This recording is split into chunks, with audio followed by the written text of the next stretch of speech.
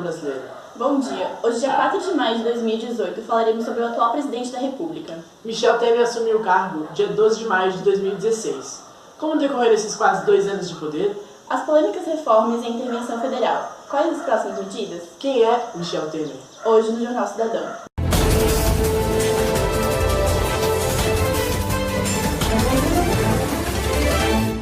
O nome que hoje está nas principais capas de jornais do país, Michel Temer, assume a presidência em tempos de lava-jato e de protestos. Com 77 anos, tem uma carreira política considerável. Vamos agora com a jornalista Luísa Mock, que irá falar sobre a carreira política do presidente. Michel Miguel Elias Temer Lolia é um político, advogado e escritor brasileiro e atual presidente da República Federativa do Brasil, após o impeachment titular Dilma Rousseff. Em 1973, Montoro nomeou Temer como Procurador-Geral de Estado. No cargo, intermediou acordos entre os fazendeiros e sem-terras. Um ano depois, Temer assumiu o cargo de secretário de Segurança Pública.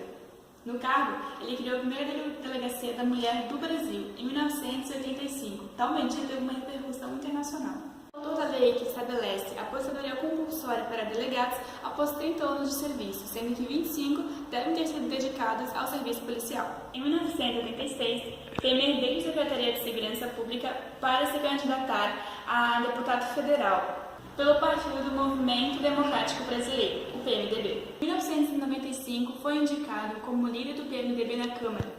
Temer votou favoravelmente às emendas constitucionais que quebravam o monopólio das telecomunicações, da Petrobras Exploração de Petróleo e dos estados na distribuição de gás canalizado. Eleito 3 vezes presidente da Câmara dos Deputados, Michel Temer assumiu a presidência interinamente 2 vezes, de 27 a 31 de janeiro de 1998 e em 15 de junho de 1999. Em 2000, posicionou-se favorável ao financiamento público de campanhas e apoiou ainda Aécio Neves para sua sucessão na Câmara. Em maio de 2010, Dilma Rousseff convidou Temer para ser seu vice.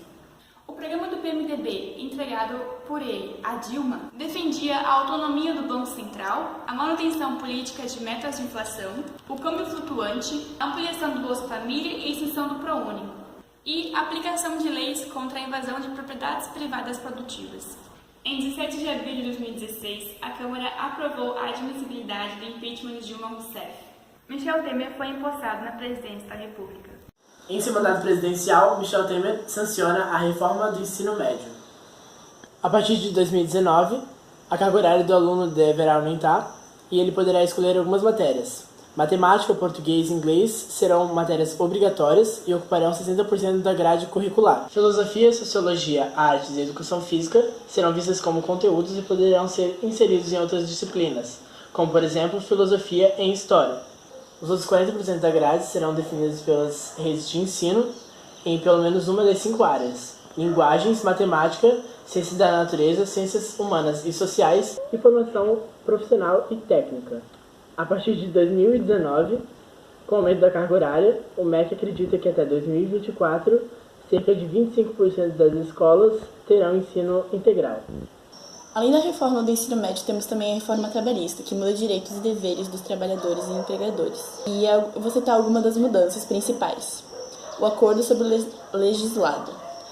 O principal tópico da reforma, ele permite que o acordo entre o empresário e o trabalhador seja maior, tenha mais poder do que a lei, mas sem ferir os direitos básicos, que é o salário mínimo, FGTS, mas entre outros.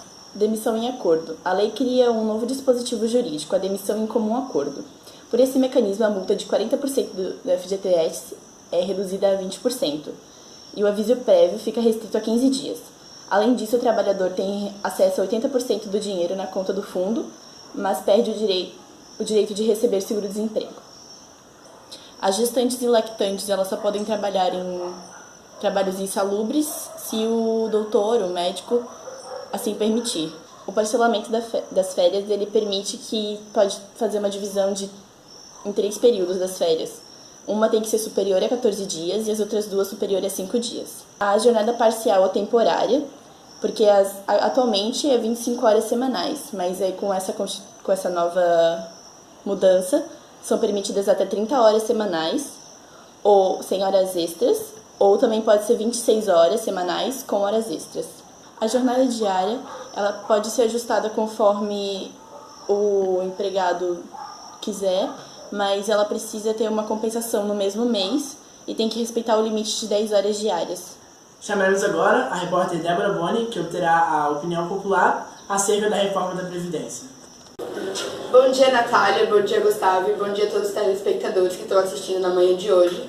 Ao meu lado estou com o professor Thiago Krieger, que leciona matemática no Instituto Senai de Santa Catarina.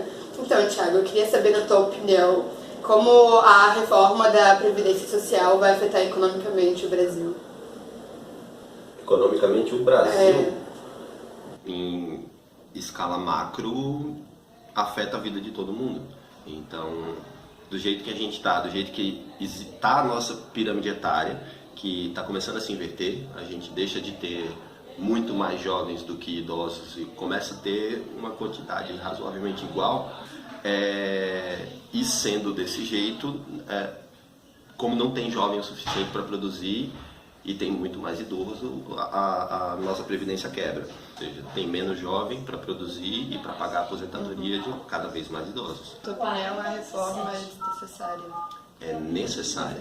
É necessária porque a previdência não se mantém desse jeito, usando o dinheiro de quem produz hoje para pagar a aposentadoria de quem está aposentado hoje. Dando seguimento à nossa entrevista, estou aqui com o meu lado com a professora Ana Carla, que leciona também no Instituto Senai de Santa Catarina, dando aula de Geografia. E, professora, eu queria saber, como a tua opinião de profissional, como tu acha que essa nova reforma que eles estão propondo no ensino médio, como é que ela vai acarretar na graduação dos estudantes? O que eu vejo com muita preocupação, né, com muito cuidado a questão da mudança da Base Nacional Curricular, porque a gente é um governo que coloca que nós precisamos tirar matérias fundamentais, como não só sociologia, como filosofia também, que nos fazem refletir sobre o mundo, que nos fazem questionar, é bastante perigoso, né?